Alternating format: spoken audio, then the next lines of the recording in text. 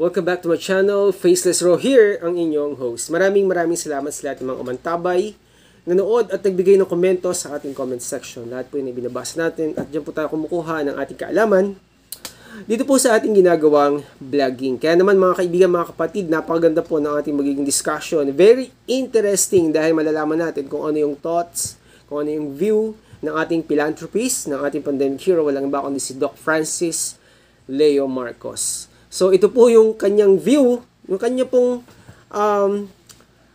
perspective when it comes to no remittance week na nangyayari po ngayon sa loob ng 7 days, no? Isang linggo yan, guys, no?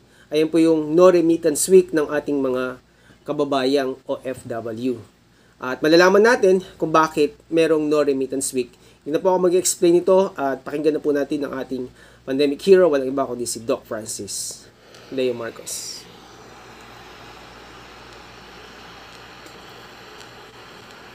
Ayan guys. Ayan. Good evening. Magandang gabi po sa lahat. Magandang gabi, boss.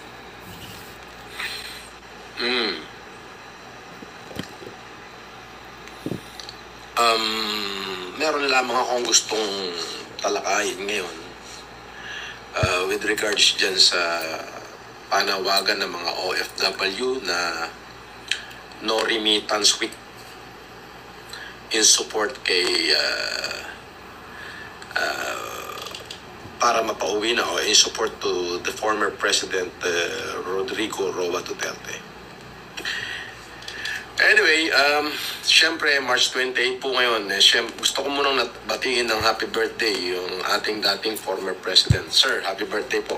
Mag-iingat po kayo.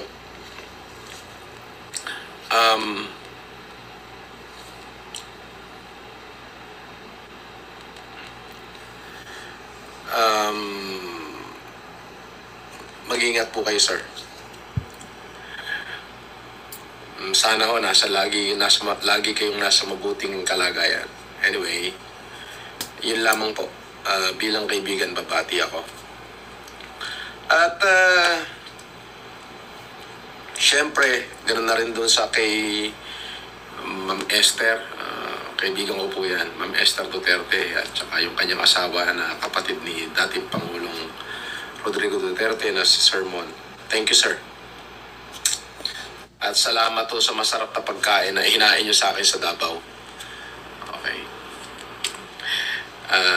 Again, happy birthday to our former President, Rodrigo Roa Duterte. Okay. Ngayon po, may nagtatanong, sir, ano ba ang opinion nyo dito sa panawagan ng mga OFW na no remittance day? Actually po, ganitong kasimple yan, no? Kung hindi kayo magpapadala, hindi naman ho ang gobyernong Marcos ang pinahihirapan nyo, kundi ang inyong mga pamilya.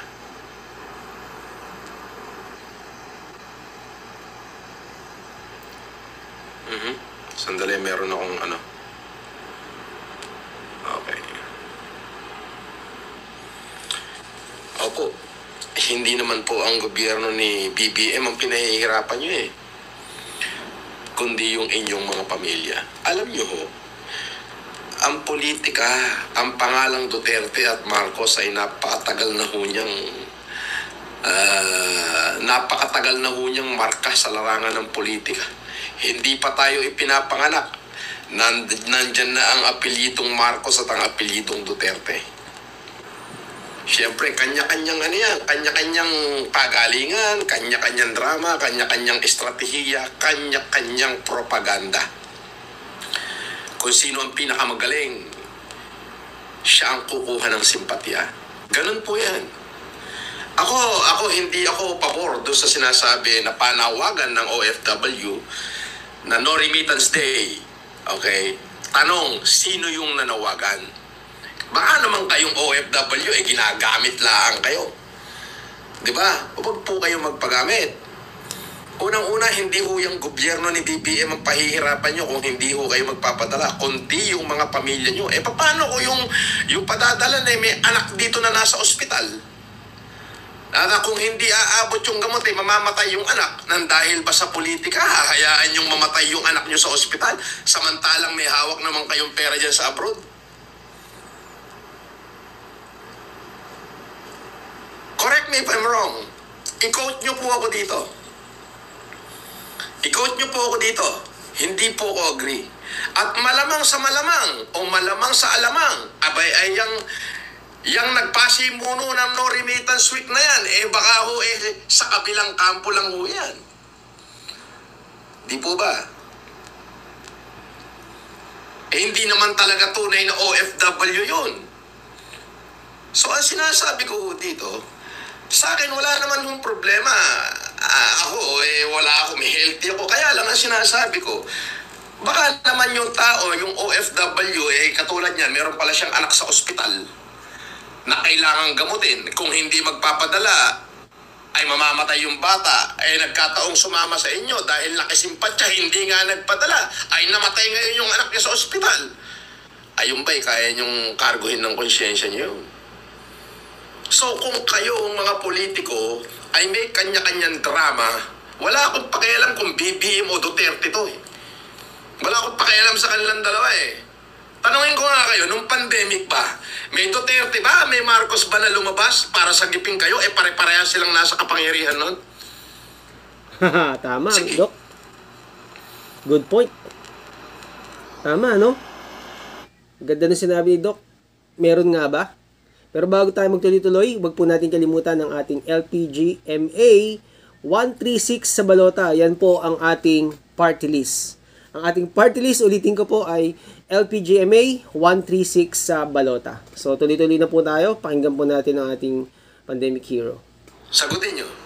Nung pandemic, pare-pareha silang nasa kapangyarihan. Naglabasan ba sila para sagipin kayo? Tama.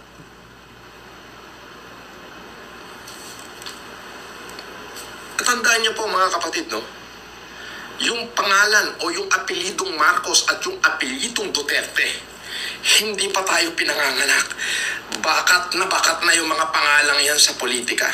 Kanya-kanyang strategy, kanya-kanyang pamamaraan, kanya-kanyang paggawa ng propaganda.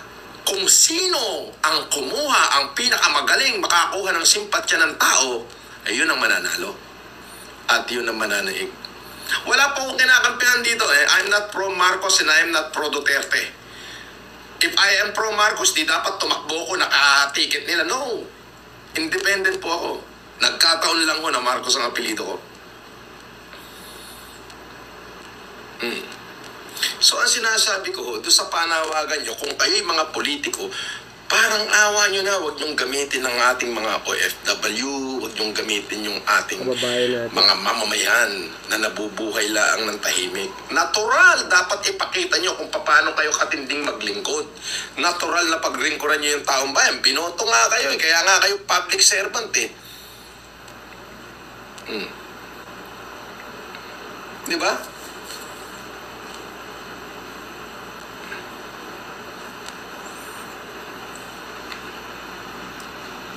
So yun lang yung sinasabi ko. Bakit? I-quote nyo ako rito, hindi po ako pabor na no remittance yung OFW. Paano kung merong pamilya yan na nasa ospital yung anak, tapos hinikayat nyo na wag magpadala?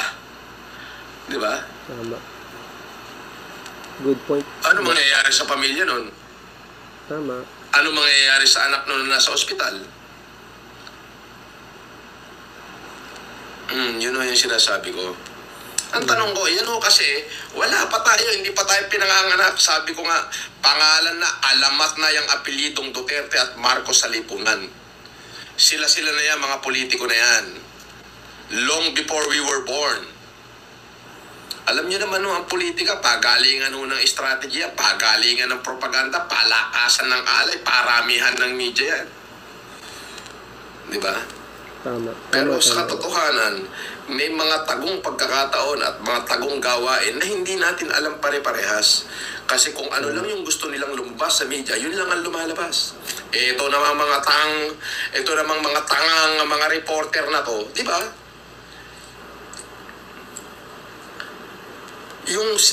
Ako by myself, nakuha ng dating Pangulo yung simpatya ko. Mali naman talaga yung ginawa sa kanya. As in, mali. Doon sa ganang pagkakaalam ko lang. Pero tayo mga OFW, okay yung ipinakita natin. Mag-rally tayo, ipinakita natin yung simpatya natin. Tama yun. Ganon din ako. Nakikisimpatya ako.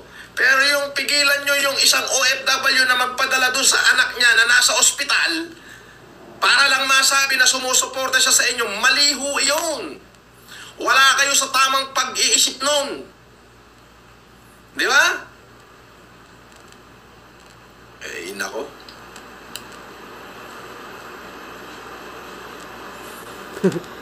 Diba? Tama. Yung mag-rally tayo, yung ipakita natin na sino po. Ako, by myself, mali talaga yung nangyari. Sa ganang paningin ko, mali talaga. So, nakikisimpatya ako sa dating Pangulo. Unang-una, kaibigan ko si Ate Esther. Alam mo yan. Alam niya yan. Nakikisimpatya ako. Bakit ang hindi? Pero yung pigilan ninyo, yung OFW na magpapadala sa Pilipinas doon sa anak niyang nasa ospital at kailangan ng oxygen at gamot, o yung isa na may kailangan maoperahan, at pagbabantaan nyo pa na kapag nagpadala, tatanggalin nyo sa community nyo, mga tarantadon to. Di ba? Hindi yung tama.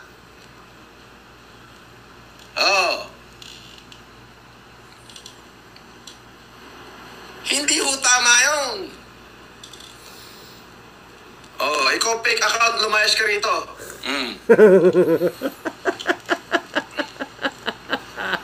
Yan ang na-miss ko kay Doc Francis. Nasaan ang pag-iisip ninyo? Miss ka muna dito. Gawa ka ng bagong account. Makisimpatya, okay. Makirally, okay. We showed our support that the government of BBM is doing wrong. Walang problema yun. Pero yung sabihan nyo yung OFW na pagbabantaan mo, pag nagpadala ka ngayon linggo na to, huwag tayo magpapadala. Pag nagpadala ka, hindi nakarating ho sa akin eh. Pag nagpadala ka, ban ka dito sa Filipino community dito, Oo, ganun. Ginanon. Kawawa. Sabi ng OFW, hindi po kailangan ko magpadala. May sakit ho yung anak ko eh. Paano yun? Kailangan ho sa hospital. Hindi, next week na. Tama naman. Next week na tayo magpadala. Next week na kayo magpadala. Pag di kayo nagpadala, tatanggalin namin kayo sa community. Tatanggalin namin kayo sa Filipino community. Not good. Anak ng tutya ka. Kapag nakita kita, kukutusan kita eh.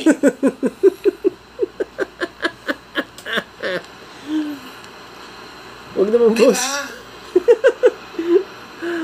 May nangyaring ganon. Nakarating nga ho sa akin eh. Grabe naman yun. Sabi ko, mali. Ako'y magre-react dyan. Ay, naku. Sabi, unfollow mo, tarantado 3 minuto. Mag-unfollow ka na, i-block pa kita, unahan na kita i-block. Hindi ka naman kawalan eh. Hindi ka kawalan sa akin, ungas.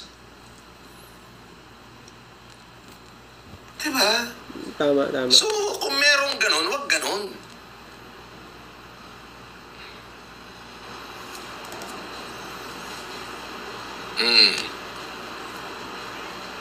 Ayan, malinaw yan mga kaibigan, mga kababayan. Sabi ko nga, ulitin ko, to show our support, wala akong problema yan. Ako, by myself, sinabi ko. Kasi una mga kapatid, ganito. Ano yan eh?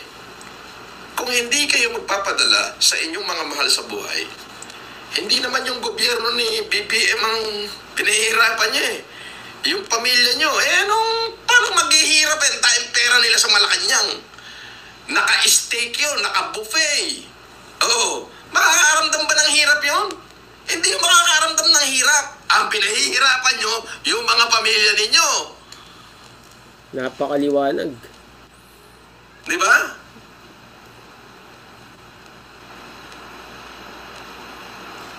Guys, yan, no? You don't need a second job. Napakaganda na sinabi ni Doc Francis, no, ni Boss. At it concerns to the welfare of our beloved mga kababayans, no?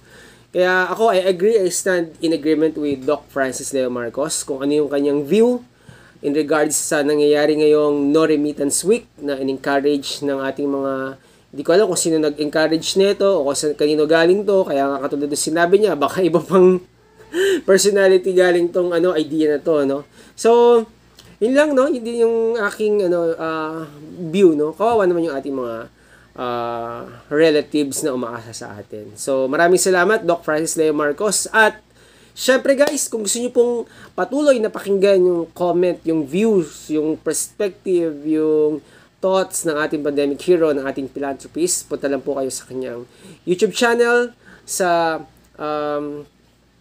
FLM Comeback, at makikita po ninyo yung kanyang thoughts, okay? Yung kanyang perspectives pagdating po dito sa nangyayaring no remittance week ng ating mga kababayang OFW. At wag po natin kalilimutan, bago po tayo matapos, wag po natin kalilimutan ang ating party list. Sabay-sabay, sabihin po natin LPGMA. Ulitin po natin, LPGMA 136 sa balota. Yan po ay wag po natin kalilimutan. LPGMA 136 sa balota. Maraming salamat po sa lahat ng nagmamahal sa ating pandemic hero. Walang iba kundi si Doc Francis Leo Marcos, at syempre sa lahat ng nagmamahal kay Faceless Ro. Maraming salamat po. Magkita-kita muli tayo sa susunod na episode dito lamang sa ating channel. God bless guys. Bye.